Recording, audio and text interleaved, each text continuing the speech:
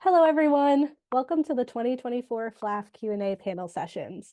I'm Gabe Castro, a local Philadelphia filmmaker and a member of the reviewing committee. Today, we're going to be talking to some filmmakers who have films as part of our Los Shorts program. So I'd like to invite them to tell us a bit about themselves and their film. So hi, my name is Jacqueline Ayala-Alonzo, and I'm the writer and director of La Siguanaba. And La Siguanaba is based on the Central American folklore from my mom's home country of Guatemala, but it's also heard in El Salvador and other Central American countries.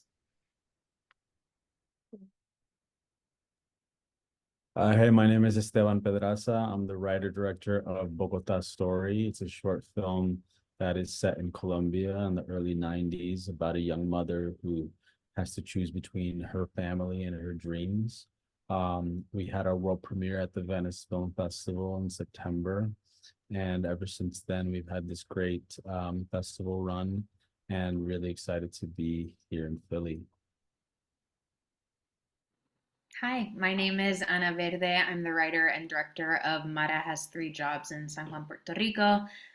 We had our premiere at the Tribeca Film Festival. The film follows a young tour guide who takes on a third job to help make ends meet in San Juan, Puerto Rico after her father has passed away. So that's our film. Yeah, excellent.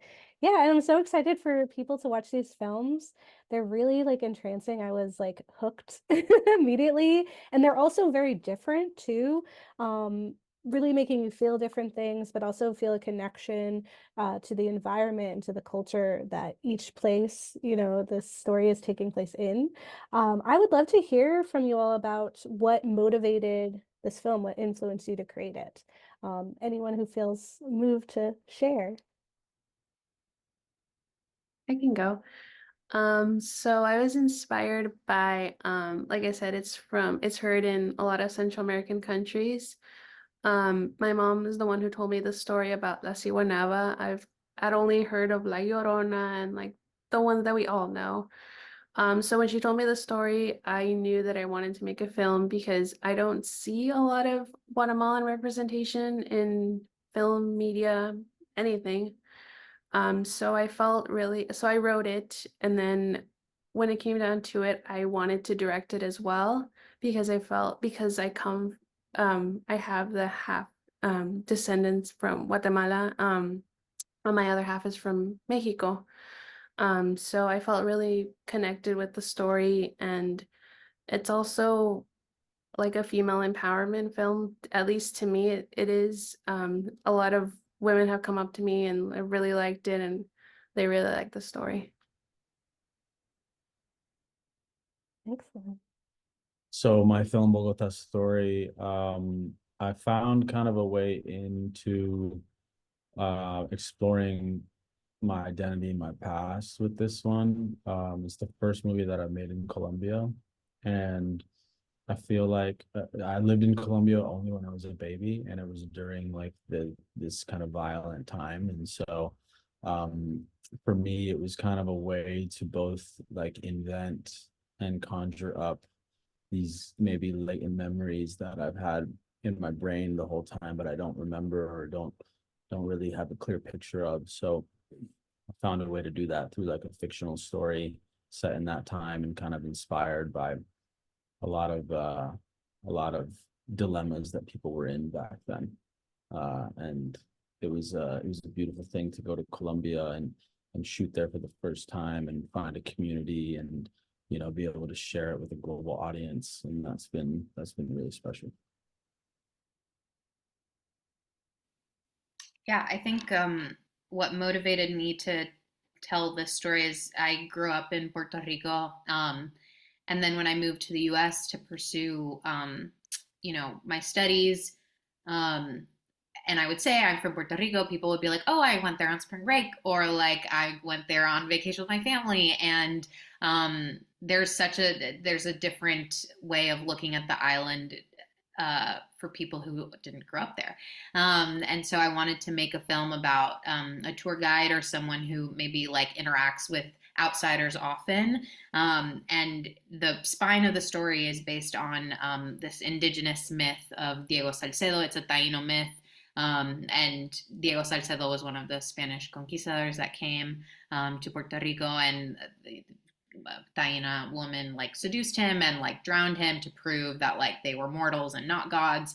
And there was something kind of interesting to me about like mapping on like uh, who like tourists are now, and with all of the like gentrification and locals being pushed out of Puerto Rico right now, all of that happening, kind of mapping it onto our past and seeing like how history has been repeating itself over and over again on the island. So that's kind of what drew me to telling the film, writing in this vein of like of a tourist and tour guides, and in this world of industry, this tourism industry.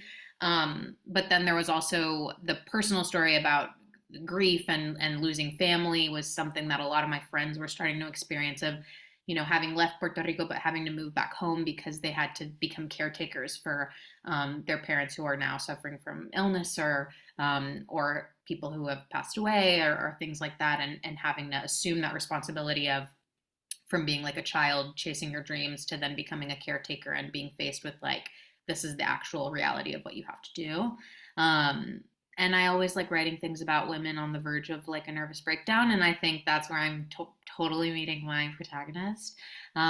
So that's kind of a little bit of the story comes from a lot of places, but it's like history, tourism, and some personal stuff that I was seeing my friends go through. Yeah. Yeah, I see a lot of like in each of these films, there's this like femme-driven motivation through all of them, but there's this really relatable, even in some of the supernatural or questionable circumstances that are happening in some of them, or even just very big events that are happening, right? I think there is this thread of relatability that viewers could really find in the films and feel connected to these characters and think I've been there, I've struggled with, similar thoughts or solutions or wished for certain solutions. And so just really appreciate the thought and the passion that went into each of them, and to hear like, where they came from, where these ideas started from. And I think that's beautiful.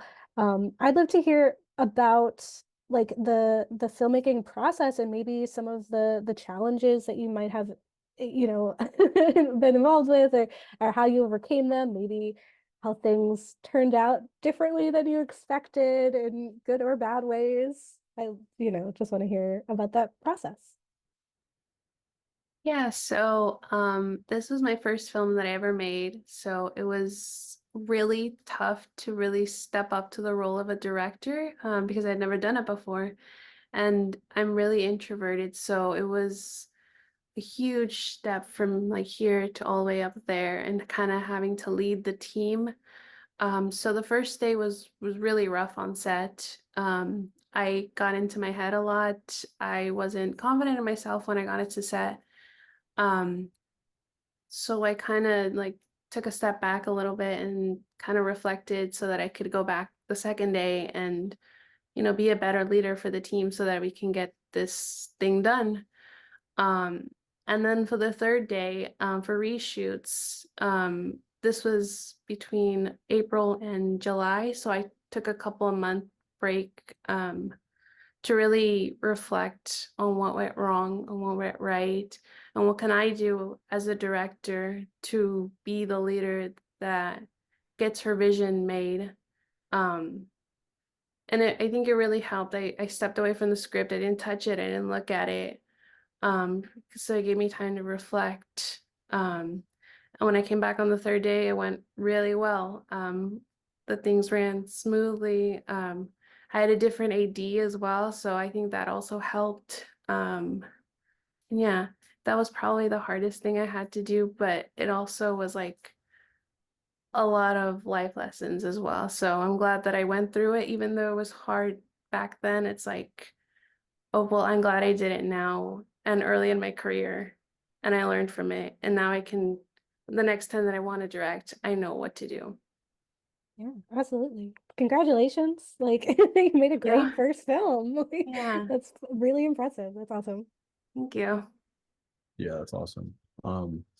For me, I had been working a lot in New York, but I hadn't ever made a film in Colombia, so I didn't really know anyone in Colombia in the industry, and so I just kind of like talked to whoever I could, and then quickly I was able to find like my dream producer for the short, which was amazing. And then I was able to plug into like an incredible kind of plethora of like super talented people and crew members and stuff. But I think our biggest challenge was we shot it on 16 millimeter film, and that was important to me because I feel like there's a period piece, and so the period I think would felt really good on the film, and it just like worked perfectly. And so but the thing is, you can't buy 16 millimeter film in Colombia. They don't sell it anywhere. So I had to buy all these rolls in cans in New York and then take it to Colombia on the plane. And that was scary because I had to go through security, obviously, and so you can't X-ray that. So that was tough. And then also, there was only like one working good 16 millimeter camera in the whole country at that time, a couple of years ago, and the other one was being repaired. So there's it's not like there's a lot when they're all working, but so we were able to rent that one, but the package was incomplete. So I had to hire like an AC from New York and fly him down with a few extra bits of equipment that we got from like a friend. And so it was really tough putting together the package, getting the materials together, and then just like shooting. I'm fluent in Spanish, but I never really like led a team in Spanish, and just like done what a leader's supposed to do day in day out in Spanish. So it was challenging on many levels, but it was so worthwhile, and I'm really happy with how it turned out and how we overcame all that stuff. Yeah, that perseverance. It was definitely worth it, right? That aesthetic really helps like ground the narrative. I definitely felt transported there. And it felt almost like kind of you've stumbled upon somebody's home videos and got a glimpse into their history. So well worth the many challenges that you overcame for that. Thank you. Challenges for us, I mean, wow. Pick a part of the process and I'll tell you, I feel like it was this film, we were lucky enough to have support from the Rising Voices program through Hillman Grad and Indeed. And their timeline is very, very strict in order to be able to premiere at Tribeca. So we got notified that we got the grant in January, and by March we were already on set. So it was a very, very quick turnaround. So that was a challenge in and of itself, but we were so ready and game and excited that we were like, that'll be the hardest part. And that's what we shouldn't have said, because then a few days before we started shooting, there are oftentimes power outages on the island in Puerto Rico. And one of the power outages impacted one of our locations. We were going to shoot in like a lagoon area, and there was a sewage leak in the water. So that water was no longer safe for actors to be in. Our first AD had been in there, and unbeknownst to us. So that was like a whole thing. And we were like, this is literally a shit show. It's literally that. But it was a really helpful exercise in like thinking on your feet, and we had to rewrite the ending. We found out about this 2 days before shooting, and that was going to be our day 3. So in all, for all intents and purposes, like it happened at the latest possible moment where we could have actually like come up with a good solution. And I'm really proud of the new ending, but it was a lot of learning how to problem solve, troubleshoot on the fly. Like, what beats do we need to continue to tell the story? I think the ending now comes across, and it's kind of ambiguous and mysterious, and I think it works. And it was also a good exercise in rewriting in the edit, because then we had to, in the edit, get really creative on like match cuts and pacing and all of those things that you may not necessarily be able to capture on set, but then you have the opportunity to kind of go back in when you're in the edit and really refine. So that was, you know, this film is such a labor of love, and it wasn't without its challenges, but I think we're all really proud of how it turned out. Yeah, you should be. And that ending, like, honestly, is like one of my favorite parts. There's a lot in all of these films that I really loved, but that ending really hit me. So I was like, Thank so ambiguous or not, I chose what I like to believe Good. wins And you at know the what? end. You're right, Gabe. You're right. Exactly. Exactly. That's what I love about filmmaking, right? As soon as you create something and you send it out, now it's like it is evolved, right? It becomes anything that anyone can experience and interpret. And I think that's beautiful. Awesome. Thank you all so much. I would love to, my last question, and then we can kind of wrap up, is um, what do you hope the audience leaves with after watching your film? What do you want them to feel or think or experience or do, be motivated to do after watching your film? Um, I really want them to feel, and especially for women specifically, to feel empowered, to not let um guys take advantage of you. Just really show them that you can be just as powerful as La Siguanaba can be, and yeah, that's what I hope for, and then also to also just inspire other Guatemalan filmmakers to get out there and tell these stories, because not just Guatemala, I mean all the underrepresented countries, to really get out there and tell these stories, because I think Hollywood needs to see these kinds of stories, these more authentic folklore stories. That's what I hope for.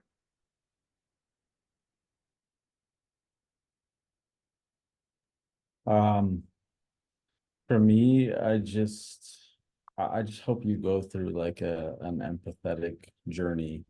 Um, you know, I like to try to write endings that are both um hopeful but yet painful at the same time.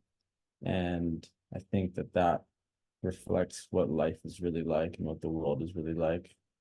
Um, and so if, you know, there's a sense of hope or redemption, but also a sense of pain at the end, then um, that's nice for me. And also, I hope that it gives an insight into the Colombian story from a perspective of the everyday person, especially from that time period, because we've seen that time period a lot. And that's what gets to the United States from Colombia a lot of the times is time period of like Pablo Escobar and all that stuff, but always from the point of view of like Pablo or whoever else is kind of like trying to kill him or getting killed by him. And and I wanted to show what like an everyday experience of that time was like for real people. Uh, so I hope that that is fruitful for people. I made this film for people that work really, really hard and are just trying to um, cobble together their livelihood. Um, and I hope that those people feel seen. For the people that are privileged enough to maybe resonate more with the tourists, I hope they learn to be less annoying through watching the film. But really, I just when I made the film, I was in a period of my life, and I still find myself in this, and I'm sure a lot of us filmmakers do, where we're juggling 10 different things, trying to figure out what we do in pursuit of this dream, this clear vision that we have. But there are also so many people who don't necessarily know what it is that they want, or know where they're going to go, or know what the right best move is. And they're literally just kind of going through their life with one foot in front of the other, just trying to figure out what the next day will be. And I hope those people feel seen and less alone, and like that's okay, and they will figure it out. And yeah, I just big hugs to those people, because it's not easy sometimes feeling like you don't necessarily know what the next step is. Yeah, absolutely. I am confident that our viewers will absolutely take away these nuggets of wisdom. And I thank you all so much, not just for having this conversation, but for creating these stories and, sharing your culture and your history with these viewers who I agree will be impacted and hopefully will inspire them to look up even more work that's similar to this. So thank you all so much, and I hope people do catch your films and to check them out at the festival this year. And I hope to see you if you're able to make it into Philly.